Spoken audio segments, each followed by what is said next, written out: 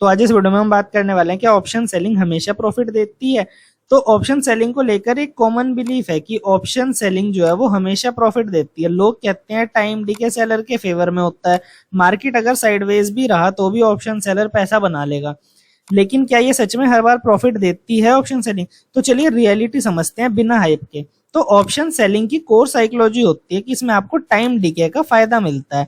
Option seller जो है वो प्रीमियम कलेक्ट करता है, टाइम के साथ प्रीमियम घिसता है, चाहे मार्केट मूव करे या ना करे, प्रीमियम तो आपका गिरेगा और प्रीमियम गिरेगा तो ऑप्शन सेलर को फायदा होगा अगर मार्केट नहीं भी मूव कर रहा तो इसलिए सेलर के पास एज होता है, क्योंकि बायर को तो सही डायरेक्शन प्लस टाइमिंग दोनों चाहिए।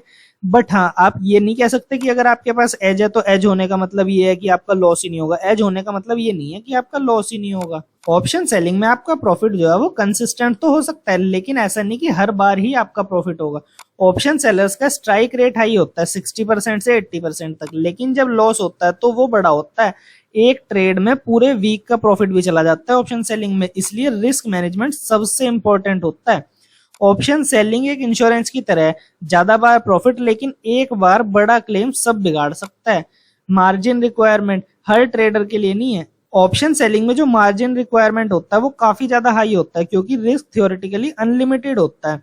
अगर कैपिटल कम है तो हेज के बिना करना सुसाइडल हो सकता है, मतलब काफी ज्यादा रिस्की हो सकता है। बिगिनर्स के लिए बिना प्रोटेक्शन के नेक्स्ट सेल करना बहुत ही ज्यादा रिस्की होता है। मार्जिन ज्यादा, रिस्क कंट्रोल सही, तभी ऑप्शन सेलिंग का आपको सही फायदा मिलेगा। तो अब हम ये बात करते हैं कि अगर मार्केट जो है वो ट्रेंडिंग चला गया तो क्या होगा। तो अगर मार्केट साइडवेज है तो सेलर जीतेगा, फिर तो सेलर का प्रॉफिट होना है क्योंकि उसको टाइम डीके का फायदा मिलेगा अगर मार्केट साइडवेज है तो। लेकिन अगर मार्केट ब्रेकआउट या ब्रेकडाउन कर गया तो स्टॉप लॉस हिट होगा या फिर जो पोजीशन है वो लॉस में जाएगी ऑप्शन सेलर की।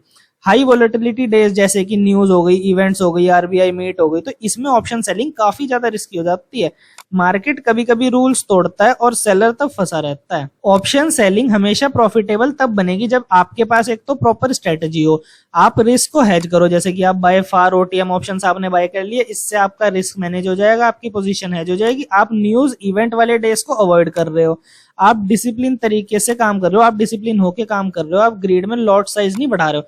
प्रॉफिट तभी स्टेबल बनेगा जब आप समझदारी से सेल करोगे, बिना सोच समझ के नहीं। अगर आप बिना सोचे समझे सेलिंग कर दोगे तो फिर इसमें आपका बड़ा लॉस भी हो सकता है ऑप्शन सेलिंग में। तो अब हम यहाँ पर आ जाते हैं कंक्लूजन पर। तो यहाँ पर कंक्लूजन ये है कि ऑप्शन सेलिंग एक स्मार्ट इनकम मॉडल हो सकता है, लेकिन ये हमेशा प्रॉफिटेबल नहीं होती। अगर आप बिना रिस्क मैनेजमेंट के सेल कर रहे हो या ट्रेंडिंग मार्केट में ओवर कॉन्फिडेंट हो तो एक बड़ा लॉस पूरा कैपिटल आपका उड़ा सकता है, आपका पूरा कैपिटल खत्म हो सकता है एक ही बड़े लॉस में।